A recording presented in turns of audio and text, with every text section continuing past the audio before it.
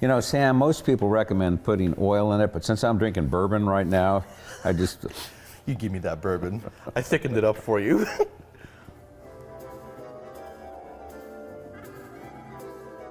Sam's Garage, presented by Hemsaw.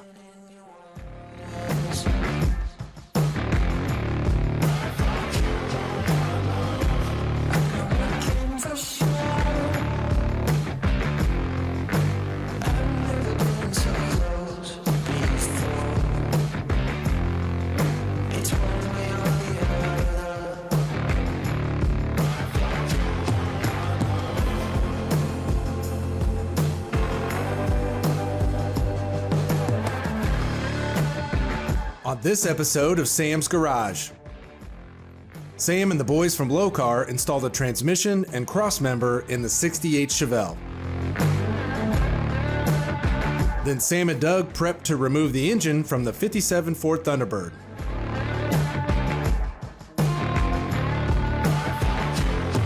Sam adds the final touches to the 71 Chevelle before it goes on the market.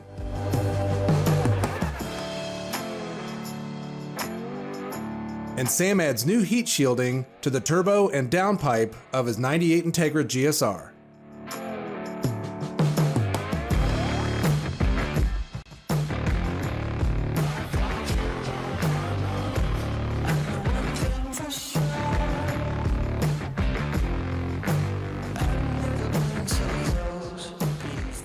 Sam and team installed the new 5-speed manual transmission and crossmember in the 68 Chevelle. While mocking up the crossmember, there were a few minor modifications that needed to be completed. We are ready to put our American Powertrain TKX 5-speed transmission that's going to completely clear that tunnel. Yeah, I mean, we've got plenty of room. The trans is nice and small. It's pretty close to the size of the 4-speed we took out, actually. But much heavier. A little bit heavier. Now, we are going from a mechanical style clutch linkage actuation to a hydraulic system, and there is some shimming involved with this, right? Yeah, an American Powertrain has this Hydromax slave. It's a really nice deal. They include all the shims because our crank is 400 thousandths shorter on an LS than it is on this small block Chevy bell housing. So But they include the shims, huh? They do. They include even more than this, so we can get that air gap just right. And this is an SFI approved bell housing. That basically means that if that clutch were to completely come apart, it'll be contained within the bell housing. SFI means basically you can go NHRA drag racing with it. And this being a skip's car, that's ideal. Yeah, better safe than sorry. Yep. And the good news is Travis has already lined everything up. Clutch is in, all the hard stuff's done. We just got to get him to come over and hold this, put bolts in. Yep, we're going to hold the transmission in for us. He's going to put the bolts together. Let's do it.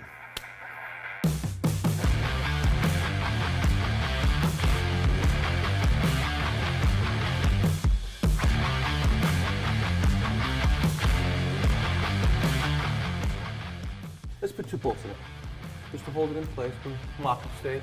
Which you should do anyways. Push it in, Will.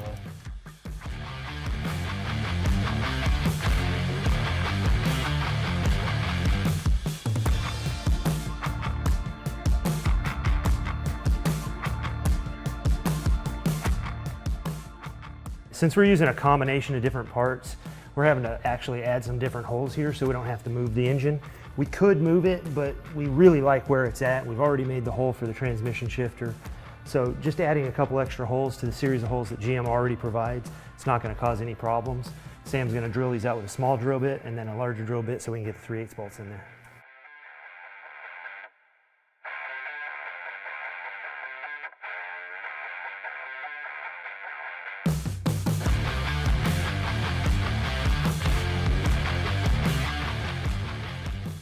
So we just got done mocking up the transmission, and the reason we mocked it up is because we wanted to make sure that the shifter completely clears the hole. We did have to shave left and right side of the hole just to make sure that the shifter goes up in there. Now that we've done that, we can put the throwout bearing on, we can finalize the install of the transmission, and put on our crossmember. Now, when you're putting on your nuts and bolts for the crossmember, I like to put my bolts facing down. That way you can put the nut on up. If something happens and the nut falls off, the bolt will remain in place, keeping the crossmember in place. But it does look better when you don't see the bottom of the bolt and you go up that way.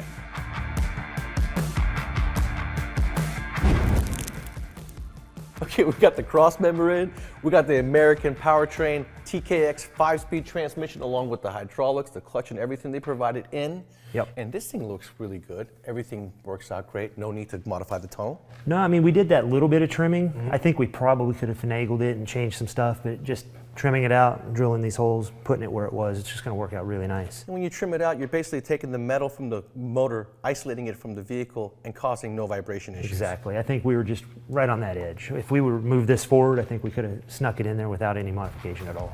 The next thing Kevin and I are going to do, along with Travis, is we're going to put the headers in. Then we're going to mock up the exhaust up until the front of the axle. That way we can still service the fuel system, but we'll know where to run the lines, keeping them nice and safe and away from heat. Yeah, and we already checked them here. We know they're going to clear. Plus, we've done this before. Yeah, I think so, a couple times.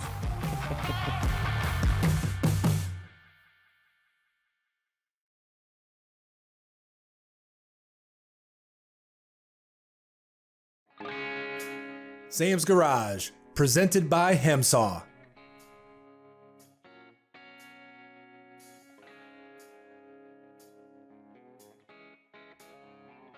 Sam and Doug prepared to remove the factory engine from the 57 Ford Thunderbird. They plan to sell the original engine, and before doing so, run a few tests to ensure it's in tip-top condition. The guys have a few tricks up their sleeve to easily identify any internal issues. Doug and I are getting ready to pull the engine out of the 57 Thunderbird because we're going to be doing a Coyote swap. But we want to sell this powertrain to someone in case they want to do a restoration. So before we do, we want to make sure it's sound in compression. Yeah, we want to make sure that whoever gets this motor gets a real good solid motor. This way, they know exactly what they're getting. You know, with parts scarce today, that's a nice setup with the new transmission, that QuickTime bell housing, and that engine runs good. So someone's going to get a good deal in this case. Doug and I took the spark plugs out of this engine and we placed them right on top of the air cleaner in the order that we took them out of the cylinders. And basically, this is a perfect time to read the spark plug and see if it's really white, you know it's running lean, running hot. If it's really black, you know it's running rich. Ours actually looks pretty good on that one. I know you got a couple of dark ones over there. This is from the number 4 cylinder onto it. So if you take a look, you can see the real color differences. And a lot of that happens is when you first start a car up, as the fuel sits in the intake manifold onto it, you don't get real even distribution when it's in idle until everything warms up and the gas begins to atomize. So this is not real uncommon. What we're looking for is something being extremely dark, or if it's covered with an oil film, then we know we have an issue that we've got to really dive in deeper. And really the best way to read a spark plug, especially in a high performance application, is to go out there and full throttle the car, run it up to RPM, shut off the engine, coast to the side, Absolutely. pull a spark plug and Yeah. read it. In real life, you know, you can't do that unless you get to an enclosed racetrack or something.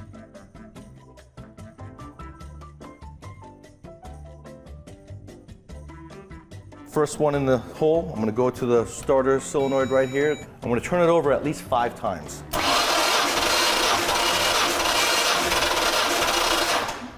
And I can see the needle's not going to go up any further. That was 5 good rotations, and I'm at 105, 110 PSI.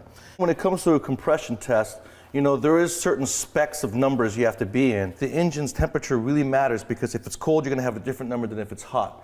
But you're really looking for a balance of numbers across the board and stay within 15 to 20%. When you're running a compression check, you're not actually firing the motor. And the way rings are made, that when that engine fires and that gas explodes, what it does is it takes those rings and it forces them out. So it makes a difference that when you're doing a compression check, am I leaking by the valves, am I leaking by the rings? When you're going from one cylinder to the next, release the air on your tool so that you're starting off at 0.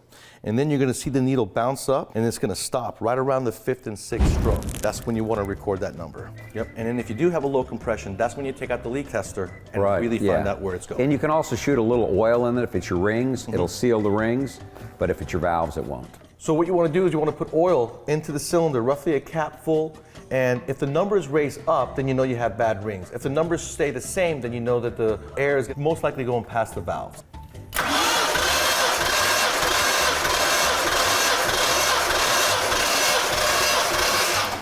It tells you right there. Yep, so that right now we've pulled up 115, so we know the oil made a difference, so we know the rings are just at the beginning phases of starting to deteriorate, but it's still not bad at all. Once again, as that engine fires, that explosion expands the ring, so that's really not bad, but we know where we're at. But the valves are great, and that's what we're concerned about. That's pretty good for a motor that old. Oh, it it's looks great. pretty original. Yeah.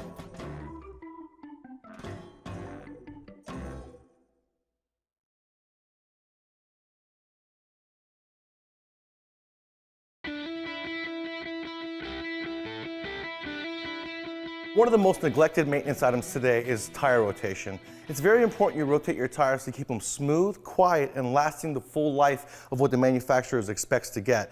If you have a front-wheel drive car and you don't rotate your tires, the rears will actually cup in a wave pattern, creating horrible road noise, inconsistent wear, and you're gonna have to replace your tires. So you wanna do it every 35 to 5,000 miles, especially you guys with the trucks, the knobby tires and the Jeeps, the 3500s. Do it every 5,000 miles, no more than 10, because then the knobs will stay nice and smooth. You won't get that road noise. You won't have to replace your tires. If you have a staggered setup, you have to remember that so that you don't go front to rear, you can go side to side. You also have to pay attention to see whether you have asymmetrical tires or rotational tires. If you have a four-wheel drive like I do here, you have to make sure that if you have a tire go bad on you, to replace them in pairs or sometimes a set, especially you Subaru guys. Hope this helps. Now back to more Sam's Garage.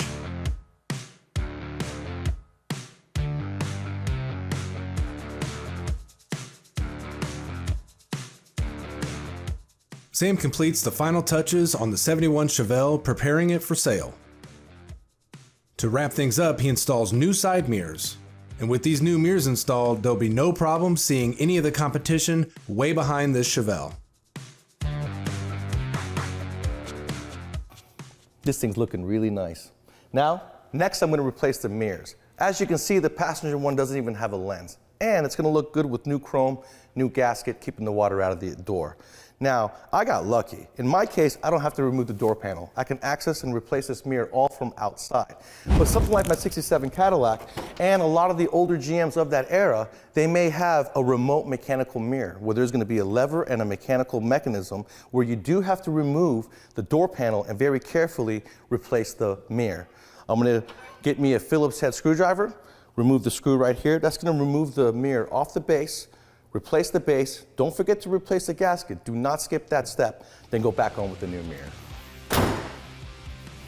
All right, so this is going to be very simple. We're going to take a screwdriver. We're going to take this guy off the base.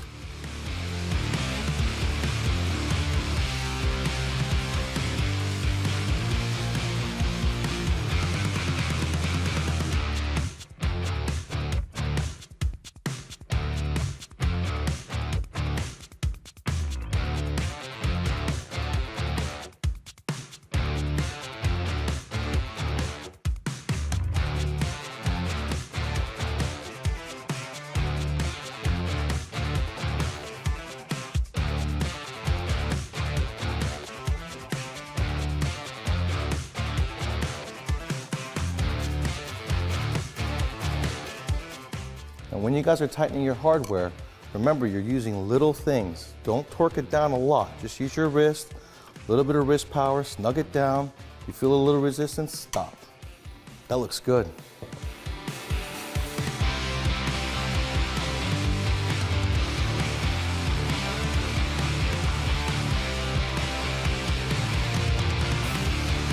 Okay, now we're gonna go on to the passenger side. You know, when working on these old cars, you really don't know what you're gonna find until you start digging into it. On the passenger side, I had big flathead screws, where on the driver's side, everything was correct. So on the passenger side, the factory screws that came in with the OPGI mirrors aren't gonna work. Just power through it. Don't stop. Get yourself some fatter ones that's gonna fit the hole and snug down the mirror.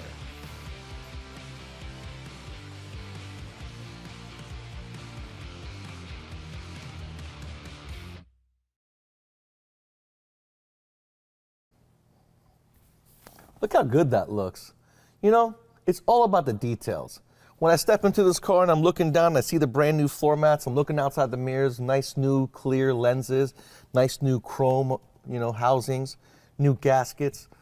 Man, this is awesome. This is a nice car, 71 Chevelle.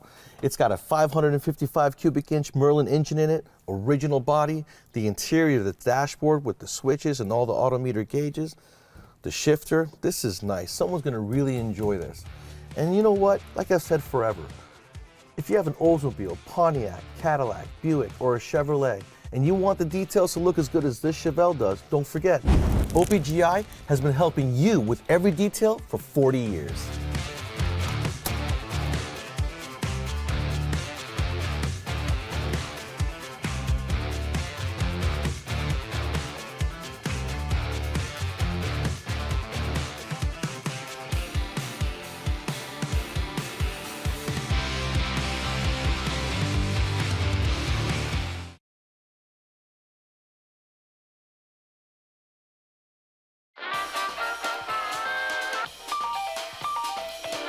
Sam's custom turbocharged Integra GSR can generate a lot of heat under the hood. So he calls his friends at DEI for help with taming those turbo heat waves.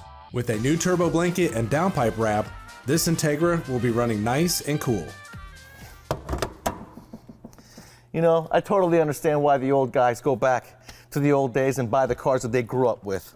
I grew up with a lot of Acura Integras, Honda Civics, and Toyota Supras, built a whole bunch of them.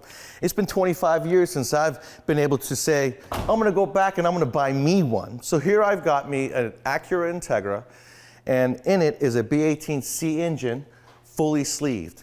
So that means it's got a forged bottom end, it's able to handle about 800 to 1,000 horsepower. But we're not gonna make that much because it's not gonna be streetable then. But as you can see, I've got it turbocharged. So the manifold turbine housing and the downpipe is ceramic coated. That's gonna reduce the heat by 50%. But I'm gonna go even further by installing a DEI turbo shield, and I'm gonna go ahead and wrap the downpipe with the titanium wrap that DEI offers. That's gonna really make for a better underhood temperature. There's gonna be no heat transferring over to the radiator because as you can see, the radiator is right in front of the turbo. We don't want the heat to go from the turbo to the radiator and cause us to heat soak or be inefficient. The turbo shield and the titanium heat wrap is gonna make for good cooling under the hood and keep everything at bay. So the procedure we're gonna do first is remove the radiator, and that's gonna give us access to the bolts and all the hardware in front where the turbo and the housing sit.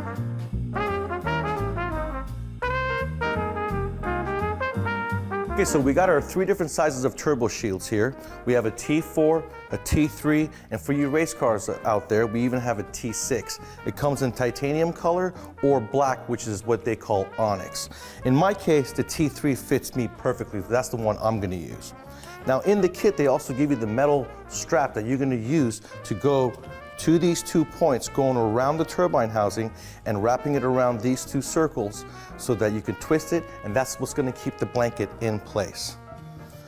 I'm also gonna go ahead and wrap the downpipe with the titanium exhaust wrap. Now back in the day, this used to be made out of fiberglass. To keep yourself from itching for a couple days, you would put it in water in a bucket, and then you would pull it out of the bucket and wrap your exhaust pipe. Today, it's not made of fiberglass anymore, it's titanium heat wrap. You don't have to do that, you just take it out of the package, wrap your item, use your metal strap, no longer have to use ugly radiator clamps, and that's gonna keep your wrap nice and secure to your pipe. Now when you guys are starting your wrap, the point where you actually start the wrap, you want to go around your pipe 2 or 3 times, making sure that that connection is nice and tight, rolled over itself, then continue to overlap the wrap by half. That way you got good coverage all the way down. It's not going to slip apart from you, exposing any pipe. Then you want to take a strap on the top and a strap on the bottom.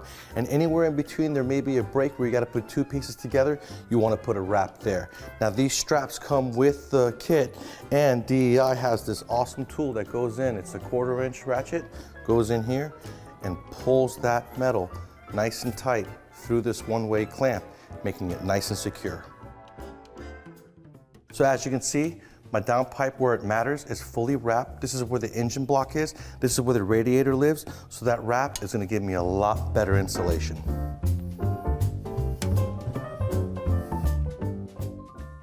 Anytime you guys are using a V-band clamp, you wanna take the nut off the clamp itself, place the clamp onto the component. That's gonna give you an open gap for you to be able to slip the flange of the downpipe into the clamp. Then you can put the nut on.